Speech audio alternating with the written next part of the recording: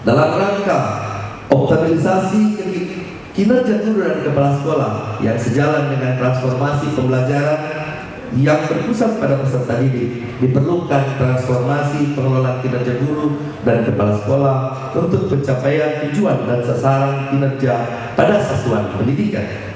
Pengelolaan kinerja guru dan kepala sekolah dilaksanakan untuk pencapaian tujuan dan sasaran kinerja satuan pendidikan untuk meningkatkan kualitas dan kapasitas guru dan kepala sekolah, penguatan peran kepala sekolah dan penguatan kolaborasi antara kepala sekolah dengan guru, antara guru dengan pemangku kepentingan lain di bidang pendidikan.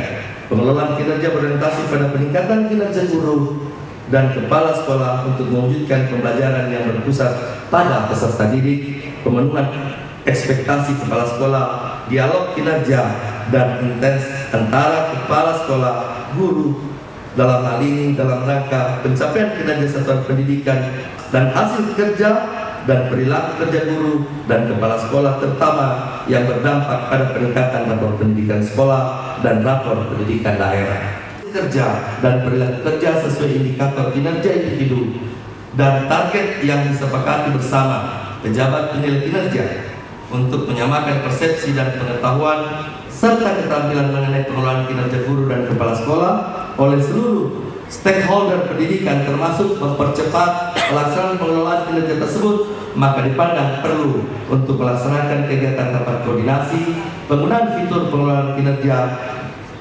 guru dan kepala sekolah melalui PMM secara hibrid, luring, dan via Zoom meeting.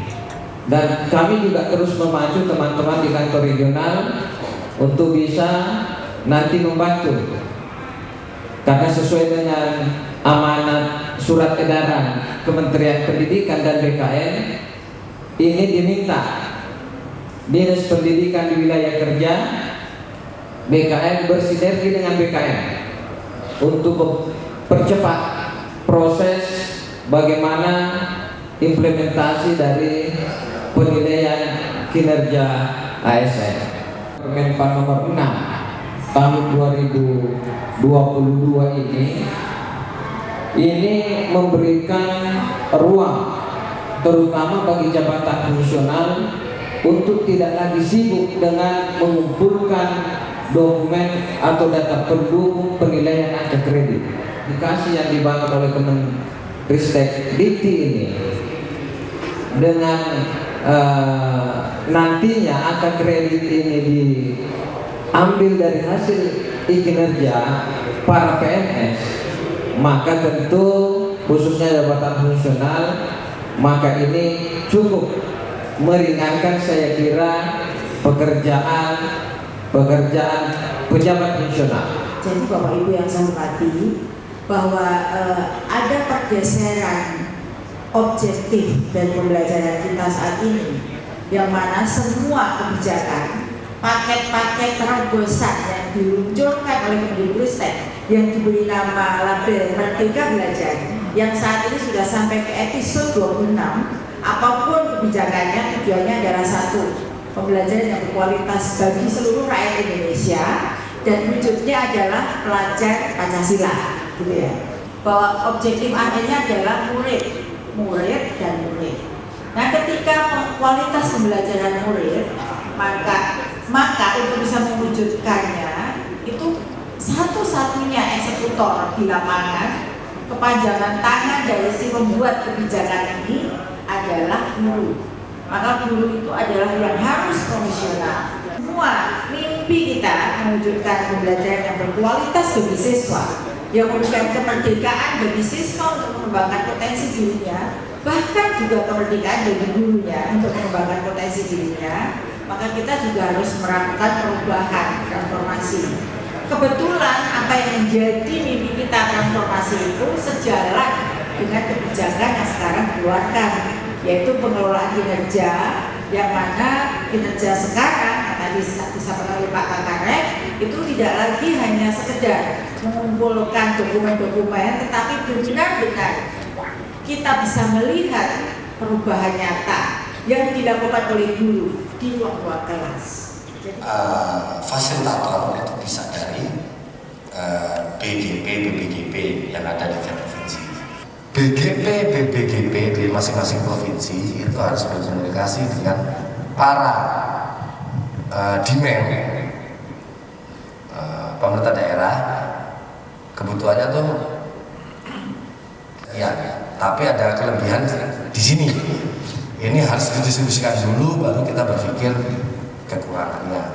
Nah, selisih kekurangannya itu harus dikomunikasikan ke supplier, ke LPTK. Itu yang harus dilakukan masing-masing daerah. Angkatan teman, jawabannya itu hari ini para suppliernya. Demand-nya yang abu-abu ini belum terjawab. Sebelum kebijakan P3K Kabupaten Boyolali Mandar itu sudah menertibkan tenaga honorer di satuan pendidikan. Konteksnya adalah dengan transformasi pendidikan profesi guru pasti punya permasalahan yang berbeda-beda. Kalau dari sisi nominalnya saja pasti jumlah kebutuhan gurunya berbeda-beda. Nah, kita tidak akan mengeneralisir itu, tapi kita buatkan yang generik adalah terbentuknya konsorsium pendidikan daerah dengan strukturnya, dengan fungsinya yang bisa dijadikan semacam role model. Nah, fungsi dari pendidikan atau terbentuknya konsorsium pendidikan daerah yang nanti diharapkan yang leading dalam artian membuat inisiatif dan memfasilitasi pemerintah daerah adalah melalui BBGP dan BGP. Dan ini yang nanti kita akan coba sasar. Dan kalau kita bicara tentang transformasi pendidikan lainnya, itu nanti ada peranan dari UPT. Yang lainnya selain BBGP dan BGP ada BPPMP, BPMP, dan berkaitan juga dengan vokasi yang memang ada di kurangannya nanti lebih teknis lagi, pembinaannya di Dirjen Pendidikan Dasar, Menengah, dan PAUD, dan ada juga di Dirjen Vokasi.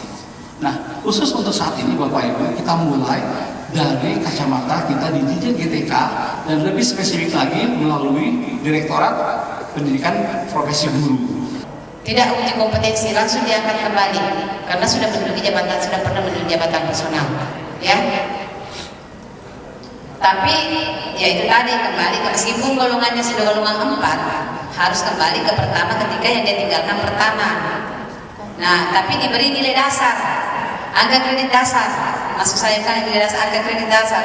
Misalnya dia meninggalkan muda, berapa angka kredit dasar untuk muda? Angka kredit dasarnya 100. Berapa persyaratan ke 4A untuk jenjang madya?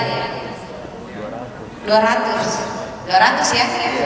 Nah, diberi angka kredit 100 ditambah dengan perolehan penilaian kinerja selama 4 tahun.